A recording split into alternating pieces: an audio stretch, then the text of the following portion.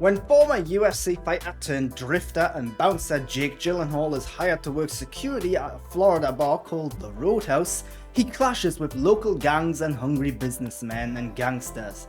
They send in men to deter Jake from his job and to encourage the owners to sell, but to no avail.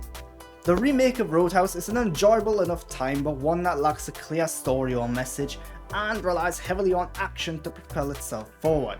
In the lead role is Jake Gyllenhaal as Dalton. He makes Dalton a likeable, charming character and also a bit of a badass. Jake is a great actor and he really brings something to this fairly one-note character, elevating him as best he can. He excels in the action scenes too, making Dalton seem like an all-powerful, all-capable threat. One of Dalton's primary foes is the psychotic Conor McGregor as Knox. Conor makes for an intimidating, unhinged foe, but his performance is very one-note and not all that interesting.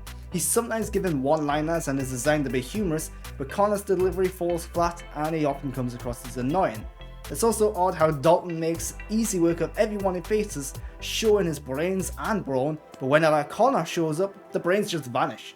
Very strange, but something has to be done to even the odds and make Conor a threat, I suppose. The supporting characters and the relationship with Dalton work well enough to add some heart and charm to the story and scenario. But Dalton doesn't have a character arc. He ends the film in the same place he started, not having realised much of anything, and not having changed all that much on a personal level either. It leaves the film feeling a touch pointless, but the action scenes are good for the most part, with only a few instances of strange editing, pacing and CGI added in, sometimes distracting from the physical performances. The remake of Roadhouse is fun and enjoyable, but it's let down by a somewhat pointless story and characters who don't develop throughout its run. The action scenes are entertaining, the visuals are good, and the performances are good too. It's just let down by a script that needed a little more work.